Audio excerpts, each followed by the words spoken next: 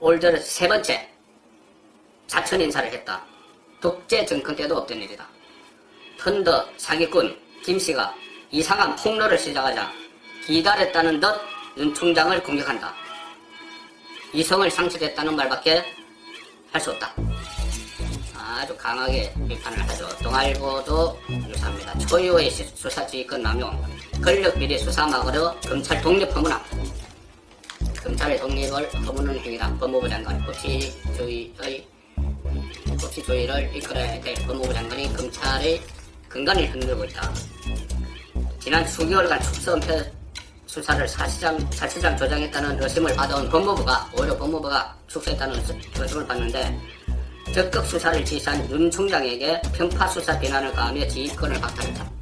그리고 근거를 제시하지 못한 상태에서의 수사 지휘권 발동은 윤석열 찍어내기를 통해 여건을 상대로 한 수사를 막고 사건의 본질을 돌리려는 의도의 고의적인 수사방이라는 비판을 믿기 어렵다. 자, 이렇게 비판을 하는데 한겨레 신문, 진보 성향 언론인데 한겨레 신문은 완전히 180도 다른 방향으로 이것을 해석하려는 사설입니다. 사설은 회사의 입장이죠. 논조입니다. 라임 이후 윤 총장 배제한 독립적 수사가 맞다. 자, 추미애가 잘했다는 겁니다. 윤석열 총장을 수사지휘권을 박탈을 한 것이 잘했다는 겁니다. 그 논리는 이렇습니다. 윤 총장은 그동안의 수사 지휘에 대한 책임에서 자유롭지 않은 데다 폭로 내용 중에 이런 게 있다. 윤 총장에게 힘을 실어주려면 강력한 한방이 필요하다 등 윤 총장이 언급되는 대목도 있다. 자, 이 말이 김봉현 씨가 한 말입니다. 여기서 조선일보에서 사기꾼이라고 표현을 한 김봉현 씨가 일방적으로 한 말입니다. 그 말을 했다는 변호사는 그런 말을 한 적이 없다고 합니다. 그런데 그 사기꾼, 조선일보가 지칭한 사기꾼의 이야기를 가지고 추미애 장관이 수사지휘권을 박탈했고 그것을 한겨레신문은 잘했다고 이야기하는 겁니다. 자, 이 김봉현 씨의 진술에 대해서는 여러 가지 믿지 못할 이야기들이 있죠. 본인 앞에서 검사가 바로 수사사항을 지휘부에 직보를 했다는 등 여러 가지 믿지 못할 일이 있는데 그 중에 하나가 이런 겁니다. 이것은 이 문건이 얼마나 허술한지를 반영을 하는 것인데 일단 서울신문 사면을 보시면은 박훈이라는 변호사가 있죠. 판사 석궁태례 사건 피고인 변호사에서 이름을 알렸습니다. 박훈이라는 변호사가 이런 말을 합니다. 김봉현 문건 내가 원본을 봤다. 김봉현이 옥중 서신 그거죠. 문건을 원본을 봤다. 그런데 야당 정치인은 한교안 최측근이다 이렇게 이야기합니다. 야당 정치인이 나오죠. 야당 정치인에게도 우리 은행장에게 로비할 때 있어서 로비를 했다 그런 이야기가 나옵니다. 그래서 그런데 2억 원인가 줬다는데 해당 한교안 최측근이라는 변호사는 정당한 수임료였다는 이야기를 하고 있는데 어쨌든 그것과 별개로 제가 왜 이 말씀을 드렸냐면은 이 정치인은 한교안 최측근이다 이렇게 이야기를 했죠. 그리고 이 문건에도 보면은 한교안 전 대표의 최측근이고 야당의 유력 정치인 이렇게 나옵니다. 저희들이 볼 때 최측근 그러면은 비서실장을 했든지 아니면 마크에서 어떤 역할을 했든지 또 유력 정치인 그러면 국회의원 3번 4번 정도 하고 실세 이렇게 되죠. 그런데 이 사람이 누구냐 하면은 윤갑근 전 대구 고검장입니다. 한교안 전 대표와 성균관대 동문이죠. 그래서 최측근이라고 하는지 모르겠지만은 정치권에서는 전혀 낯선 인물입니다. 21대 총선에 사회로 총선에 처음 한번 충청도 쪽에서 출마를 했다가 낙선을 했죠. 국회의원 한 번도 못했습니다. 그리고 지금은 국민의힘 충북도당위원장 원외로서 충북도당위원장 정도로 하는 이 윤갑근 전 검사장을 한교안의 최측근, 야당의 유력 정치인 이런 식으로 해서 처음에는 이름 가리고 그러니까 마치 뭔가 있는 것처럼 그렇게 호도를 했죠.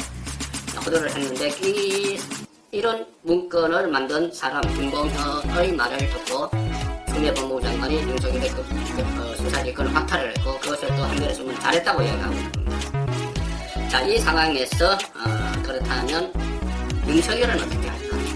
추미애는 왜? 그다음에 윤석열을 어떻게 할까? 일단 중앙인과 3면을 보시면은 바로 입장이 나왔다고 말씀드렸죠. 라인 수사 지휘 못하게 됐다. 그런데 비호 세력을 단죄해서 이렇게 했습니다. 내가 내 가족까지 이렇게 수사하지 말라고 하는데 행사했더니 받아들이겠다. 수사를 내가 못하게 됐다. 지금 못하게 됐다. 그런데 비호 세력을 단죄해라. 일선 검찰에 주문하는 겁니다. 사실상 지시하는 거죠. 법조계에서는 여건에 계속된 사태 압박에도 윤 총장이 사임하지 않자 조장관이 초강수를 둔 것이라는 분석이 나오는데, 여기에 대해서 윤석열은 30분 만에 수용 입장을 밝혔습니다. 대변인실을 통해서 법무부 조치에 의해 총장은 더 이상 라임 사건의 수사를 지휘할 수 없게 됐다, 이렇게 밝혔습니다. 그런데 그 다음 말이 의미심장합니다. 검찰의 책무를 엄중히 인식하고 대규모 펀드 사기를 저지른 세력과 이를 비호하는 세력 모두를 철저히 단죄함으로써 피해자들의 눈물을 닦아달라. 자, 비호하는 세력, 저지른 세력, 그 세력을 비호하는 세력, 이것은 등급 주변을 이야기하겠죠. 그리고 그 사람들을 단죄해라. 비호 세력에 대한 단죄를 언급한 것은 주장관 등 여건을 겨냥한 것 아니라는 분석도 법조계에서 나온다. 그래서 22일 대검 국감에서 윤 총장이 자신의 의견을 강하게 표명할 가능성이 있다는 간주도 있다. 22일 모레 목요일날 대검에 대한 국정감사가 있죠. 거기에 나옵니다. 윤석열 검찰총장이 출석을 합니다. 무슨 말을 할까요? 자, 동아일보 상면은 거기에 주목을 했습니다. 윤 22일 국감서 반격 가능성. 지금은 수사지휘권 발동 가족까지 걸려있으니 수용을 했지만은 20일 국정감사에서 야당 의원들이 집중적으로 물어보겠죠. 그럼 거기에 대해서 답변하는 것에서 반격할 가능성이 있다. 검찰 내부에서는 법무부 장관이 검찰의 수장이 된 것 같다, 이런 말까지 나오고요. 윤 총장이 20일 국감서 특심 발언을 할 수도 있다. 윤 총장은 주 장관의 수사지휘권 발동에도 불구하고 사의를 표명할 생각은 전혀 없는 것으로 알려졌다.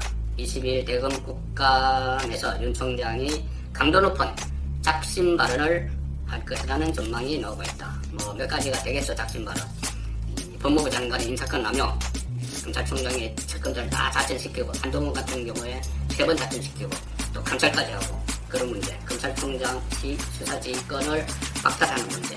검은 사건 때도 그랬고, 그 다음에 권력형 비리 수사를 하는 과정에서 검찰총장은 패싱해가지고 그런 일들에 대한 어떤 폭탄 발언에 나올 가능성이 높다, 그렇게 봅니다. 자, 이렇게 라임 사건에 대해서